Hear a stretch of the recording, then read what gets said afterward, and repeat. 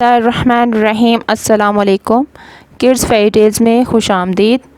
Friends, میں آج آپ کی خدمت میں ایک اور سچی کہانی کے ساتھ حاضر ہوں۔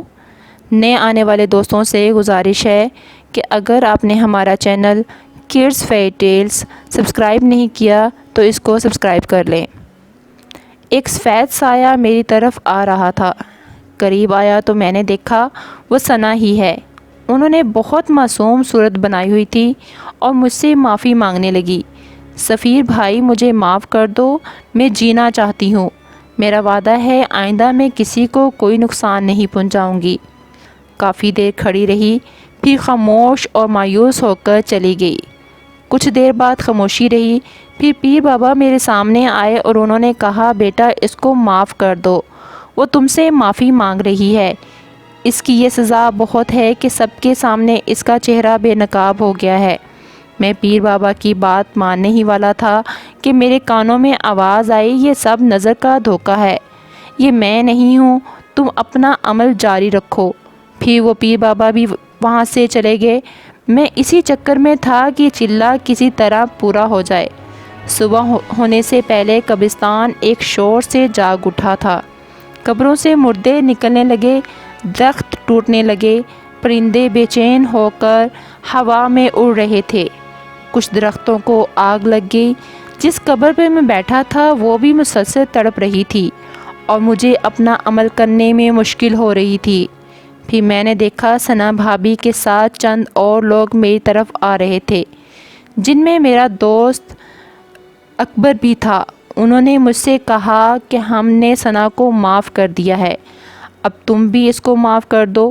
میں نے ان کی ایک نہ سنی تو وہ غصے میں آ گئے اور مجھ پر قبروں سے پتھر اٹھا اٹھا کر مارنے لگے، لیکن کوئی بھی پتھر مجھ تک نہ پہنچتا، سب قریب آ کر گرتے رہے۔ مزید یہ کہانی سننے کے لیے آگے بڑھتے ہیں۔ فون کی گھنٹی سن کر میری آنکھ کھل گئی۔ کمرے میں روشنی نہیں تھی، شاید ہمیشہ کی طرح آج بھی بجلی نہیں تھی۔ کمرے میں کھڑکی کے ذریعے چاند کی چاندنی داخل ہو رہی تھی، جس کی وجہ سے میں اپنا فون تلاش کر سکا۔ فون میں نے جلدی سے کان کے ساتھ لگایا۔ ہیلو، السلام علیکم۔ بچاؤ بچاؤ، مجھے بچاؤ، خدا کے لیے میری مدد کرو۔ جی کون؟ رات کے اس ٹائم کون ہو تم مجھے تنگ کرنے والے؟ میں ہوں تمہارا دوست اکبر۔ ہاں اکبر، کیا بات ہے، کیوں رو رہے ہو؟ یار وہ مجھے مار دے گی، میرا خون پی جائے گی، وہ میری طرف آ رہی ہے۔ کون تم کو مار دے گی؟ ہیلو ہیلو اکبر، لیکن کوئی جواب نہ آیا۔ میں نے خود اکبر کا نمبر ڈائل کیا، لیکن دوسری طرف سے کوئی جواب نہ وصول ہوا۔ میں اچانک اس کی باتوں سے پریشان ہو گیا تھا۔ اکبر کی نئی شادی ہوئی تھی، وہ میرے ساتھ بینک میں کام کرتا تھا، ہم بہت اچھے دوست بھی تھے۔ میرا نام سفیر حسین ہے اور میں ایک غیر شادی شدہ ہوں اور آزاد فطرت کا مالک ہوں۔ میں نے الماری سے اپنا ریوالور نکالا اور اکبر کے گھر کی طرف چل دیا۔ اکبر کا گھر کم آبادی والے علاقے میں تھا۔ گھر کے پاس ایک نہر گزر رہی تھی اور اس کے پاس ایک قبرستان تھا۔ جلد ہی میں گھر پہنچ گیا۔ اس کا گھر 3 کمروں پر مشتمل تھا، 2 کمرے، ایک باورچی خانہ اور چھوٹا سا صحن تھا، جس میں ایک بڑا پرانا کیکر کا درخت تھا، جس کے اوپر بہت سے پرندوں کے گھونسلے بنے ہوئے تھے۔ صحن سے ہوتے ہوئے میں نے کیکر کے درخت پر نظر ڈالی۔ پرندے خاموشی سے اپنے گھونسلوں میں دب کر آرام کر رہے تھے۔ حویلی کا دروازہ ہمیشہ کی طرح کھلا ہی تھا، لیکن کمرے اندر سے بند تھے۔ میں نے کافی دیر دستک دی، لیکن کوئی جواب نہ ملا۔ پھر مجھے کھڑکی کا خیال آیا، جو نہر والی سائڈ پہ تھی۔ میں حویلی کی پچھلی طرف گیا۔ میں یہ دیکھ کر حیران رہ گیا، کھڑکی کھلی تھی اور کھڑکی کے اوپر تازہ خون کے نشان تھے۔ میں کھڑکی کے ذریعے اندر آیا۔ اب بجلی آ چکی تھی۔ میں نے بلب جلایا تو میرے رونگٹے کھڑے ہوئے۔ اکبر بیڈ کے نیچے خون میں لپٹا ہوا پڑا تھا اور بھابھی کا کوئی نام و نشان نہیں تھا۔ میں نے اکبر کو چیک کیا تو وہ اس دنیا کو چھوڑ چکا تھا کہ اچانک میری نظر خون کے دھبوں پر پڑی، جو کسی کے ننگے پاؤں کے تھے، یعنی کوئی کمرے سے کھڑکی کی طرف سے باہر گیا تھا اور خون کے نشان اس کے پاؤں کے ذریعے فرش پر بنے ہوئے تھے۔ میں نے پہلے گھر کی تلاشی لی لیکن بھابھی کا کوئی پتہ نہ چلا، لیکن وہ قاتل ہو سکتا ہے بھابھی کو ساتھ لے گیا ہو۔ میں نے پاؤں کے نشانوں کا پیچھا کرنے کا فیصلہ کیا اور کھڑکی کے ذریعے باہر آ گیا، لیکن میں نے تھانے کال کر دی تھی اور سب حقیقت بتا دی تھی۔ پاؤں کے نشان ٹارچ کی روشنی میں بہت واضح نظر آ رہے تھے، لیکن یہ کیا، یہ نشان تو نہر میں جا رہے تھے، یعنی قاتل نے نہر پار کی تھی۔ پر میں نہر پار نہیں کر سکتا تھا، اس لیے میں نے 1 کلومیٹر لمبا چکر نہر سے ہو کر لگایا اور پھر نہر کی دوسری جانب ان پاؤں کے نشان تلاش کرنے لگا۔ جلد ہی تازے پاؤں کے نشان مل گئے۔ یہ نشان قبرستان کی طرف جا رہے تھے۔ مجھے قبرستان سے ڈر لگتا ہے کہ اچانک میرے کانوں میں پولیس کی گاڑی کی آواز آنے کا شور سنائی دیا تو میں واپس اکبر کے گھر کی طرف چل دیا۔ میں نے اپنا تعارف کروایا اور بتایا کہ یہ نشان قبرستان میں جا رہے ہیں۔ میں قبرستان میں اکیلا نہیں جا سکتا، اگر آپ نے ساتھ چلنا ہے تو چلو، کیونکہ وہ قاتل بھابھی کو قبرستان کی طرف لے گیا ہے۔ انسپکٹر نے اپنے ساتھ 2 آدمی لیے اور باقی وہاں شواہد اکٹھا کرنے لگے۔ ہم قبرستان میں داخل ہو گئے تھے۔ قبرستان بہت ہی قدیمی معلوم پڑتا تھا۔ میں نے پہلے اس قبرستان میں نہیں آیا تھا۔ قبریں ٹوٹ پھوٹ کا شکار تھی، پاؤں کے نشان اب ہمیں نہیں مل رہے تھے۔ ہم لوگ ادھر ادھر پھر رہے تھے۔ انسپکٹر صاحب نے کہا، کیا اکبر کسی سے ذاتی دشمنی تھی یا کوئی کاروباری دشمنی وغیرہ تو نہیں تھی؟ انسپکٹر صاحب، اکبر بہت ہی شریف اور خاندانی انسان تھا، اس کی کسی سے کیا دشمنی ہو سکتی ہے؟ اچھا، تو اس کی شادی کب اور کہاں ہوئی تھی اور اس نے بینک سے چھٹی لی تھی؟ سر، صبح اس کی حاضری تھی۔ ثنا سے اس کی ملاقات ایک پارٹی میں ہوئی تھی۔ اس بات کو 2 ہفتے ہو گئے تھے۔ گویا ان دونوں نے 2 ہفتوں کے اندر اندر شادی بھی کر لی۔ جی انسپکٹر صاحب، ثنا اس دنیا میں اکیلی تھی۔ ماں باپ ایک حادثے میں فوت ہو گئے تھے۔ اس کے چچا نے اس کو پالا تھا، اس لیے انہوں نے بھی شادی میں دیر نہیں کی تھی۔ وہ کہاں رہتے ہیں؟ وہ بھی اسی شہر میں رہتے ہیں، وہ بھی شریف لوگ ہیں۔ شادی کے دن میں بھی ان کے گھر گیا تھا۔ بہت نیک دل اور اچھی فیملی ہے۔ اچانک سپاہی نے آواز دی، انسپکٹر صاحب، یہاں پر ایک لڑکی پڑی ہوئی ہے۔ ہم ایک طرف درخت کی طرف چلے گئے۔ وہاں کافی درخت تھے اور ایک درخت کے نیچے بھابھی ثنا پڑی ہوئی تھی، اور میں یہ دیکھ کے حیران ہو گیا کہ وہ نشان بھابھی کے پاؤں کے تھے، کیونکہ اب ان کے پاؤں پر خون جم چکا تھا اور وہ بے ہوش تھیں۔ انسپکٹر صاحب نے گاڑی والے کو کال کی، وہ قبرستان کے پاس گاڑی لے آیا اور ہم بھابھی کو اٹھا کر قبرستان سے باہر آ گئے۔ گاڑی وہاں پہلے سے ہی موجود تھی اور اس کو ہسپتال لے گئی۔ بھابھی کافی دیر سے بے ہوش تھی اور وہ بتا سکتی تھی کہ اکبر کا قاتل کون ہے اور وہ قبرستان میں کیسے آئی تھی۔ میں اکبر کے کفن دفن میں مصروف تھا۔ اکبر کا بھائی اور والدہ بھی گاؤں سے آئے تھے۔ اکبر کا بڑا بھائی اکرم بہت پریشان تھا کیونکہ وہ اپنے بھائی سے بہت پیار کرتا تھا۔ والدہ کا بھی بہت برا حال تھا، وہ تو اکبر کی ضد کے پیچھے خاموش تھے۔ اکبر ہی ضد کر کے شہر آیا تھا اور بینک میں ملازم ہو گیا تھا۔ شادی بھی اس نے اپنی پسند سے کی تھی۔ ثنا بھابھی پر بھی شک کر رہے تھے، طرح طرح کی باتیں کر رہے تھے۔ شادی کو تو کچھ دن ہی ہوئے تھے اور ابھی تک اکبر کی چھٹی بھی ختم نہیں ہوئی تھی، تو ثنا بھابھی پر شک کس طرح کیا جا سکتا تھا؟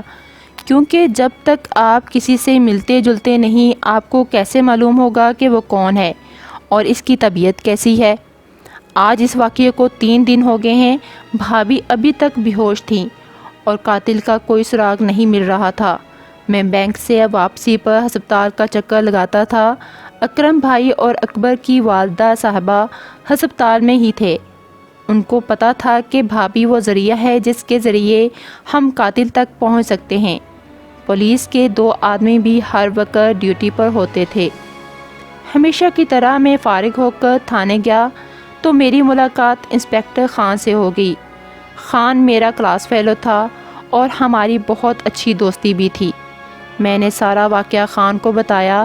انسپکٹر خان کسی گہری سوچ میں ڈوب گیا۔ کافی دیر کے بعد وہ بولا، اس قسم کے 2-3 کیس پہلے بھی ہوئے ہیں۔ کیا مطلب؟ کیسے کیس خان؟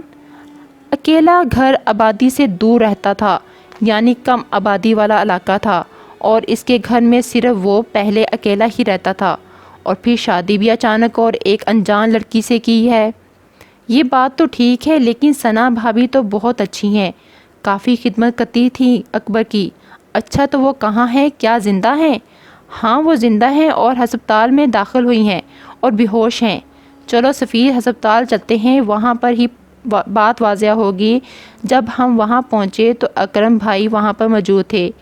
اکرم بھائی، بھابھی کو ہوش آیا؟ نہیں، وہ ابھی تک بے ہوش ہیں، ٹیسٹ ہو رہا ہے اور اندر تھیٹر روم میں ہیں۔ ہم باہر انتظار کرنے لگے۔ کچھ دیر میں ڈاکٹر صاحب آئے تو خان نے پوچھا، ڈاکٹر صاحب اب مریضہ کیسی ہیں اور ہوش کب تک آ جائے گا؟ وہ خطرے سے باہر ہے، ہوش بھی جلد ہی آ جائے گا۔ کیا ہم دیکھ سکتے ہیں اس کو؟ ہاں ہاں، کیوں نہیں، اس کو کمرے میں شفٹ کر دیا گیا ہے۔ ہم تینوں کمرے میں آئے تو میں نے دیکھا کہ خان بھابھی کو غور سے دیکھ رہا ہے۔ یہ ثنا بھابھی ہیں، اکرم نے کہا۔ ہاں میں جانتا ہوں۔ اس کو جانتے ہو؟ آؤ میرے ساتھ باہر آؤ۔ ہم دونوں باہر آئے اور ایک طرف ہو کر کھڑے ہو گئے تو خان نے بتایا، سفیر یہ ثنا لڑکی ہے جو ہمیں مل نہیں رہی تھی، کیونکہ ہر قتل ہونے والے دولہے کے ساتھ ہمیں اس کی ہی تصویر ملی ہے، لیکن یہ ہمیں مل نہیں رہی تھی۔ یہ کیا کہہ رہے ہو؟ کیا ثنا بھابھی قاتل ہے اکبر کی؟ یہ میں نہیں کہہ سکتا، لیکن شک اسی پر جا رہا ہے۔ ہم تو ثبوت دے سکتے ہیں۔ ہر مقتول کی شادی کے پہلے دن جو تصویر لی جاتی ہے وہ کم سے کم شادی کے بعد ہفتے بعد ملتی ہیں، اور جب تک یہ لڑکی اپنا کام کر کے غائب نہیں ہو جاتی تھی۔ لیکن یہ اب کے بعد کس طرح سے پکڑی گئی ہے، کچھ نہیں سمجھ آ رہی۔ وہ اصل میں اکبر نے قتل ہونے سے پہلے مجھ سے بات کی تھی تو میں فوراً نکل پڑا تھا۔ 5-10 منٹ میں اس کے گھر پہنچ گیا تھا، تو شاید یہ اس وقت اپنا کام کر کے نکلی ہی ہوگی۔ میں نے اس کا پیچھا کیا۔ مجھے یہ نہیں معلوم تھا کہ میں کس کے پیچھے جا رہا ہوں، میں تو وہ خون کے نشانوں کے پیچھے کر رہا تھا۔ انسپکٹر خان نے پولیس اسٹیشن فون کیا۔ 2 لیڈیز آئیں۔ میں نے خان سے کہا، اگر یہ چکر ہے تو ہمیں کسی دم درود والے سے رابطہ کرنا چاہیے۔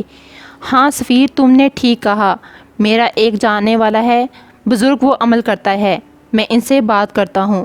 جلد ہی وہ 2 لیڈیز پولیس والی آ گئیں۔ ہم دونوں اس بزرگ کے پاس چلے گئے۔ بزرگ کا نام پیر بابا شاہ منور تھا۔ وہ بہت نیک بزرگ تھے۔ ان کے آستانے پر ہر وقت ہجوم ہوتا تھا، ہر وقت کوئی نہ کوئی آپ کی خدمت میں موجود ہوتا تھا۔ خیر ہم نے پہلے کال کی تھی، اس لیے وہ ہمارا منتظر تھے۔ میں نے انسپکٹر صاحب نے ساری بات حقیقت پیر بابا کو بتا دی۔ پیر بابا نے آنکھیں بند کر لی اور وہ عمل منہ میں پڑ رہے تھے۔ اچھا تو آپ لوگ کیا چاہتے ہو؟ اس لڑکی کی حقیقت یا اس کا خاتمہ کرنا چاہتے ہو، یا پھر کوئی سخت سزا دینا چاہتے ہو؟ پیر بابا، آپ ہمیں پہلے تو یہ بتائیں کہ وہ کون ہے اور وہ ایسا کیوں کر رہی ہے۔ وہ مکمل انسان نہیں ہے اور نہ ہی مکمل چڑیل ہے۔ وہ ایک انسان ہے اور چڑیل کے ملاپ سے پیدا ہوئی ہے، یعنی چڑیل کی بیٹی ہے۔ اس کا انسان باپ اس کو چھوڑ کر چلا گیا تھا، جس کو اس کی چڑیل ماں نے مار دیا تھا، اور اس کی ماں چڑیل کو ایک ہندو نے چلہ کاٹ کر اپنی قید میں کر لیا تھا، تو اس کی پرورش انسانوں میں ہوئی تھی۔ اس کے چچا نے اس کو پالا تھا۔ چچا اس کی حقیقت سے نا علم تھا۔ اس کو ابھی تک اس کے بارے میں نہیں پتہ۔ جب وہ اس لڑکی کے بار بار شادی کروا رہے ہیں تو ان کو شک نہیں ہو رہا؟ آپ لوگوں نے دیکھ لیا ہوگا کہ وہ چڑیل کی بیٹی بہت معصوم اور بھولی بھالی صورت لے کر پیدا ہوئی ہے۔ ہر کوئی اس پر اعتماد کر لیتا ہے اور وہ اپنا شکار خود ہی تلاش کرتی ہے۔ 3-4 دن وہ اپنی خوراک ڈھونڈتی ہے، پھر اس کی چڑیل والی آتما جاگ جاتی ہے تو وہ اپنے شوہر کا خون پی جاتی ہے اور ہفتوں کے لیے غائب ہو جاتی ہے۔ جب اس کے چچا کو اس حادثے کا پتہ چلتا ہے تو وہ بیچارے اس کی تلاش میں تھانے، ہسپتالوں میں، ریلوے اسٹیشن اور نہ جانے کہاں کہاں تلاش کرتا ہے۔ جب وہ ملتی ہے تو ایک کہانی سناتی ہے اور اپنے معصوم چہرے کا فائدہ اٹھا کر کچھ ہفتے گھر میں آرام کرتی ہے اور پھر تازہ دم ہو کر شکار کی تلاش شروع کر دیتی ہے۔ تو کیا ہر بار چاچا اس کو جہیز دیتا ہے؟ لیکن پیر بابا، اس بار وہ پکڑی کیسے گئی اور وہ اب تک بے ہوش کیوں ہے؟ میں نے پہلے ہی بتایا تھا کہ وہ چڑیل کی بیٹی ہے، لیکن اس کے اندر انسان کا بھی خون ہے، اس لیے وہ کمزور اور تھکاوٹ بھی محسوس کرتی ہے۔ اس رات جب اپنا شکار کر کے قبرستان کی طرف جا رہی تھی تو اسے نہر بھی پار کرنا پڑی تھی۔ اس کو معلوم ہو گیا تھا کہ کوئی اس کا پیچھا کر رہا ہے، اس لیے جلدی میں وہ اس درخت سے ٹکرا گئی اور بے ہوش ہو گئی، کیونکہ اب اس پر تھکاوٹ طاری ہو گئی تھی۔ اب ہمیں کیا کرنا چاہیے؟ آپ اس کے ساتھ کیا کرنا چاہتے ہیں؟ اس کو زندہ رکھ کر سزا دینا چاہتے ہو یا اس کو ختم کرنا چاہتے ہو؟ کیا پیر بابا اس پر گولی اثر کرے گی؟ ہاں کرے گی، لیکن یہ ضروری نہیں کہ اس کی موت اس گولی سے واقع ہو جائے۔ اس کو مارنے کے لیے اسی قبرستان میں 3 دن کا چلہ کاٹنا ہوگا، جس کے بعد اس چڑیل کی بیٹی میں چڑیل والی طاقت آ جائے گی۔ اس کے بعد آپ جو سزا دینا چاہو وہ اس کو سزا سے تکلیف اٹھائے گی، اور آئندہ ہو سکتا ہے کہ وہ یہ غلط کام نہ کرے۔ ہمیشہ کے لیے چھوڑ دے۔ اب چلے کے لیے کوئی آدمی تلاش کرو۔ میں تو پہلے ہی 1 سال والا چلہ کاٹ رہا ہوں جو آدھی رات کا ہے، تو پہلے رات کسی پرانی قبر میں بیٹھ کر کرنا ہوگا۔ میں تیار ہوں۔ اس نے میرے دوست کو مارا ہے اور نہ جانے کتنے لوگوں کو شکار بنایا ہے۔ ٹھیک ہے سفیر بیٹا، یہ لو ستو کے دانے۔ کسی پرانی قبر پر بیٹھ کر ان دانوں پر چلہ کرنا ہے اور اسرار سے باہر نہیں آنا۔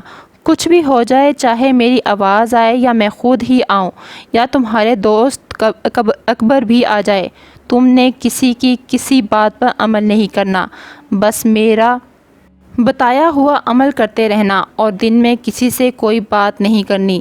بینک سے چھٹی لے لو۔ میں نے پیر بابا کی بات مان لی، لیکن میرا دل تسلیم نہیں کر رہا تھا کہ بھابھی ایک بے رحم قاتل ہو سکتی ہے، اور وہ ایک چڑیل کی بیٹی ہے۔ رات کا وقت تھا۔ فون کی گھنٹی سن کر میری آنکھ کھل گئی تو یہ اطلاع ملی کہ بھابھی ثنا ہسپتال سے فرار ہونے میں کامیاب ہو گئی ہے۔ اس بار میں اور کچھ معلوم نہ ہوا۔ میں نے اسی وقت انسپکٹر سے بات کی تو اس نے کہا، سفیر بھائی اب وہ چلہ ہی کرنا ہوگا، اور ضرور کرنا ہوگا۔ خدا نہ کرے وہ کوئی کام کر دے اور کسی کی جان چلی جائے۔ صبح ہوتے ہی بینک گیا اور بینک سے 5 چھٹیاں لیں اور انسپکٹر خان کے پاس گیا۔ میں پولیس اسٹیشن چلا گیا اور وہ میرا انتظار کر رہا تھا۔ ہاں تو چھٹی لے لی ہے؟ ہاں جی ٹھیک ہے، چائے پی لو تو ہم ثنا بھابھی کے چچا کے گھر چلتے ہیں۔ ٹھیک ہے میں تیار ہوں، اور مجھے اس کے گھر اچھی طرح سے یاد ہے۔ ایک پڑوسی سے پتہ چلا کہ کل رات کو جہانگیر صاحب کا انتقال ہو گیا ہے، اس لیے اس کو دفن کرنے کے لیے سب لوگ اس کے آبائی گاؤں آ گئے ہوئے ہیں۔ کیا ثنا بھابھی بھی ان کے ساتھ ہے؟ ظاہری بات ہے کہ ثنا باجی چچا جہانگیر سے بہت پیار کرتی تھی، انہیں تو جانا ہی چاہیے تھا۔ اور ان کا گاؤں کہاں ہے؟ انسپکٹر خان نے پوچھا۔ ان کا گاؤں کا نام کیا ہے؟ لال سندر والا ہے، اور وہ موٹر وے کے ساتھ ہے، فیصل آباد سے کچھ پہلے ہی ہے۔ ہم سب سے پہلے پیر بابا کے پاس گئے تو انہوں نے کہا، اس بات کا فائدہ اٹھا لو سفیر، تم اپنا چلہ آج رات سے شروع کر لو، اور انسپکٹر خان تم بے شک اس کے پیچھے گاؤں چلے جاؤ۔ اگر وہ وہاں نہیں ہے تو نہیں ملتی یا وہاں سے غائب ہوتی ہے تو مجھے اطلاع دینا، پھر میں عمل سے پتہ کروں گا کہ وہ کہاں ہے۔ ٹھیک ہے پیر بابا، جس طرح آپ کا حکم۔ پھر میں قبرستان چلا گیا اور رات کے لیے جگہ تلاش کرنے لگا۔ جلد ہی مجھے ایک پرانے درخت کے پاس ایک پرانی قبر مل گئی۔ میں اس پر نشان لگا کر آ گیا اور کھانا کھا کر سو گیا تھا۔ میری آنکھ شام کو 5 بجے کھلی، ابھی اندھیرا ہونے میں کچھ وقت تھا۔ میں اپنی جگہ پر پہنچ گیا تھا۔ وہاں پر میں نے آثار کھینچا تو میں اس قبر پر بیٹھ گیا اور چلہ شروع کر دیا۔ پہلی رات سکون سے گزری۔ انسپکٹر خان ثنا کے گاؤں گیا ہوا تھا۔ میں گھر آ کر سو گیا۔ دن کو بہت سی کالیں آئیں، لیکن میں نے یس نہیں کی۔ شام 5 بجے کے قریب میں اٹھا اور کھانا وغیرہ کھایا اور قبرستان کی طرف چل دیا۔ اپنی جگہ پر پہنچ کر میں بیٹھ گیا۔ آج موسم بھی خراب معلوم ہوتا تھا، چاند کا کوئی نام و نشان نہ تھا۔ ہوا تیز سے تیز ہوتی جا رہی تھی اور مجھے چلہ کرنے میں مشکل ہو رہی تھی۔ میں حیران تھا کہ جب میں گھر سے نکلا تو موسم صاف تھا، لیکن جب قبرستان میں قدم رکھا تو موسم خراب ہو گیا۔ خیر میں علم کرنے لگا کہ آسمان پر بجلی چمکی اور بادل شور کرنے لگے، ہوائیں تیز تیز چلنے لگی، بہت زیادہ شور ہو رہا تھا۔ مجھے عمل کرنے میں مشکل تو ہو رہی تھی، کچھ دیر میں بارش شروع ہو گئی، لیکن یہ کیا بارش اثر کے باہر ہو رہی تھی، اور جس جگہ میں تھا وہاں کوئی اثر نہ ہو رہا تھا۔ بادل خوب برسا، ہر طرف پانی ہی پانی ہو گیا، لیکن حیران کرنے والی بات یہ تھی کہ پانی کا ایک قطرہ بھی میرے قریب نہیں آ رہا تھا۔ موسم اب صاف تھا، چاند نظر آ رہا تھا، اور چاندنی ہر چیز کو منور کر رہی تھی۔ بادل کا شور تھم چکا تھا اور اب مکمل خاموشی تھی۔ میں نے اپنا عمل جاری رکھا تھا۔ صبح ہونے سے کچھ پہلے مجھے انسپکٹر خان اپنے پاس آتا ہوا نظر آیا۔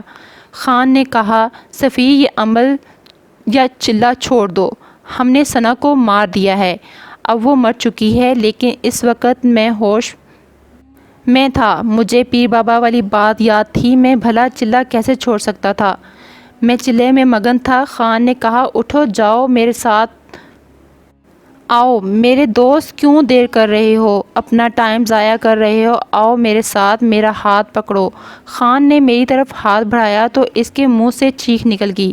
وہ غائب ہو گیا۔ میں نے خدا کا شکر ادا کیا کہ میں نے کوئی غلط قدم نہیں اٹھایا۔ صبح ہوئی تو میں گھر لوٹ آیا اور کھانا کھا کر سو گیا۔ شام کو اپنے ٹائم پر اٹھا اور اپنا سخت امتحان ہونے والا تھا۔ میں اس کے لیے تیار تھا۔ میں نے آج مغرب کی نماز قبرستان کے پاس ادا کی تھی، کیونکہ پہلے میں گھر میں ادا کر کے جاتا تھا۔ چلہ میں نے اپنے ٹائم پہ شروع کر دیا۔ تقریباً آدھی رات کا وقت تھا جب مجھے دور سے کسی کے قدموں کی آہٹ سنائی دی۔ کوئی سفید صاف لباس میں میری طرف آ رہا تھا۔ قریب آیا تو میں نے دیکھا وہ ثنا ہی ہے۔ انہوں نے بہت معصوم صورت بنائی ہوئی تھی اور مجھ سے معافی مانگنے لگی۔ سفیر بھائی، مجھے معاف کر دو، میں جینا چاہتی ہوں۔ میرا وعدہ ہے آئندہ میں کسی کو کوئی نقصان نہیں پہنچاؤں گی۔ کافی دیر کھڑی رہی، پھر خاموش اور مایوس ہو کر چلی گئی۔ کچھ دیر بعد خاموشی رہی، پھر پیر بابا میرے سامنے آئے اور انہوں نے کہا، بیٹا اس کو معاف کر دو، وہ تم سے معافی مانگ رہی ہے۔ اس کی یہ سزا بہت ہے کہ سب کے سامنے اس کا چہرہ بے نقاب ہو گیا ہے۔ میں پیر بابا کی بات ماننے ہی والا تھا کہ میرے کانوں میں آواز آئی، یہ سب نظر کا دھوکہ ہے، یہ میں نہیں ہوں، تم اپنا عمل جاری رکھو۔ پھر وہ پیر بابا بھی وہاں سے چلے گئے۔ میں اسی چکر میں تھا کہ چلہ کسی طرح پورا ہو جائے۔ صبح ہونے سے پہلے قبرستان ایک شور سے جاگ اٹھا تھا۔ قبروں سے مردے نکلنے لگے، درخت ٹوٹنے لگے، پرندے بے چین ہو کر ہوا میں اڑ رہے تھے۔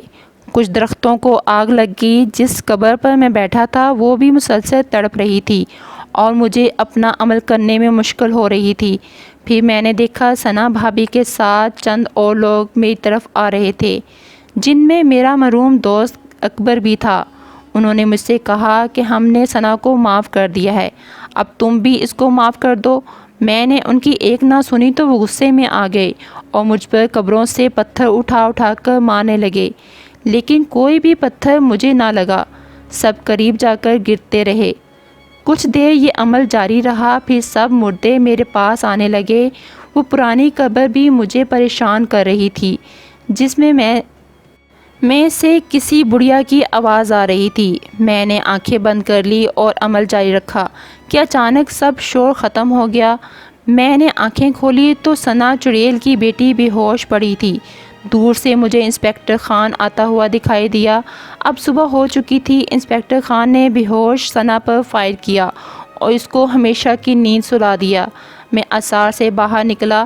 ہم نے ثنا کی لاش کو تابوت میں بند کر کے بغیر جنازے اور غسل کے ہی دفن کر دیا، کیونکہ وہ نہ تو مسلمان تھی اور نہ ہی پوری انسان تھی، وہ تو چڑیل کی بچی تھی۔ مجھے آج بھی اکبر کی یاد آتی ہے۔ اس واقعے کو 10 سال ہو گئے ہیں۔